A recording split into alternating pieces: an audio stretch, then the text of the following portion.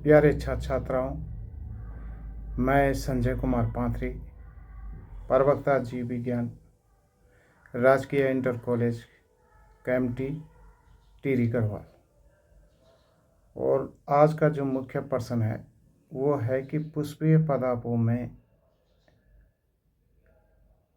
लघु बीजाणु जनन, जिसको अंग्रेजी में कहते हैं माइक्रो स्पोरोजेनेसिस, का सचित्र वर्णन कीजिए। और ये उत्तराखंड बोर्ड परीक्षा में कई बार आता है। तो आपने पराग कोश का डायग्राम देख रखा होगा कि पराग कोश के अंदर माइक्रोस्पोरेंजियम पाया जाता है। एक पराग कोश में 4 माइक्रोस्पोरेंजिया पाए जाते हैं और 4 माइक्रोस्पोरेंजियम में स्पोरोजीनस टिश्यू, जिसको हम कहते हैं बीजाणु जनन ऊतक, पाए जाते हैं। और इस बीजाणु जनन ऊतक में कोशिकाएं पाई जाती है, जिन्हें हम माइक्रो स्पोर मदर सेल कहते हैं। इसका दूसरा नाम है पोलेन मदर सेल। इतनी बात तुम्हारी समझ में आ गई होगी।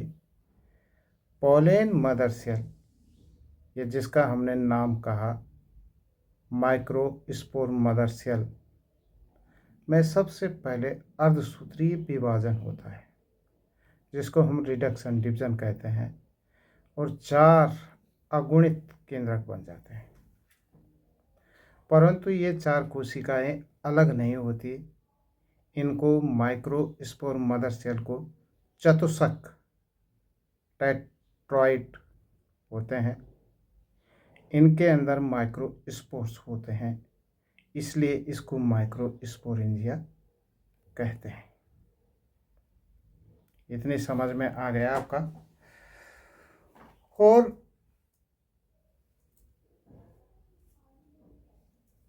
पराग कोश से परागकण बनने की प्रक्रिया को माइक्रोस्पोरोजेनेसिस कहलाती है। तो सबसे पहले हमने आपको कहा पराग कोश के अंदर हमने कहा बीजाणुधानी, जिसको कहते हैं माइक्रोस्पोरेंजिया। माइक्रोस्पोरेंजिया के बाद माइक्रोस्पोर मदर सेल बनती है। माइक्रोस्पोर मदर सेल के बाद इससे माइक्रोस्पोर्स बनते हैं। और इस माइक्रोस्पोर्स कैसी संरचना होती है? चतुष्क टेट्रॉइड। और इसके बाद परागकणों का निर्माण होता है। इतनी बातें हमने आपको बता दी कि माइक्रोस्पोर्स आगे जाकर पोलेन ग्रेन का निर्माण करते हैं, जिसको हम परागकण कहते हैं। माइक्रोस्पोर्स में माइक्रोस्पोरेंजिया के अंदर परिपक्व होते हैं और प्रत्येक 4 माइक्रोस्पोर्स बनता है। इन माइक्रोस्पोर्स में फिर समसूत्री विभाजन होता है और 2 कोशिका बनती है। तो हमने कहा माइक्रोस्पोर्स, माइटोसिस, और इसमें 2 प्रकार की कोशिका बनती है। एक को कहते हैं वेजिटेटिव सेल, जिसका दूसरा नाम है ट्यूब सेल, और दूसरा बनता है जनरेटिव सेल। इसके बाद इसके बाहर निम्नलिखित परत बन जाती है। जो बाहर की जो परत होती है वो होती है एक्जाइन लेयर, और अंदर की जो परत होती है उसको कहते हैं इंटाइन लेयर। बड़ी कोशिका वेजिटेटिव सेल, ट्यूब सेल होती है, जो बाद में किसका निर्माण करती है? पोलेन ट्यूब का निर्माण करती है। जनरेटिव सेल बाद में 2 नर युग्मकों में विभक्त होती है। 2 नर युग्मकों में विभक्त होती है। अंत में एपिडर्मिस, एंडोथीसियम, मिडिल लेयर टूट जाती है और पोलेन ग्रेन क्या हो जाते हैं? मुक्त हो जाते हैं।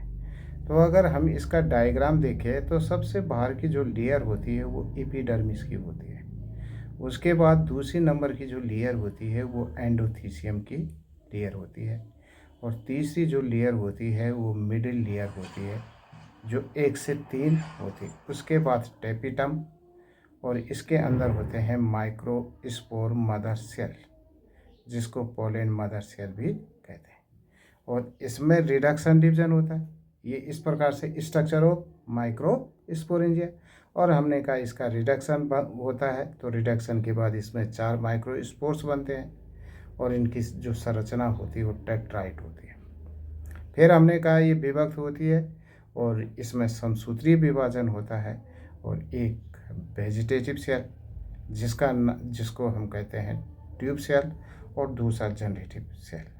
फिर जनरेटिव सेल विभक्त होती है और क्या बनाती है, 2 नर युग्मक बनाती है। तो इस प्रकार से ये हमने आपको बताया।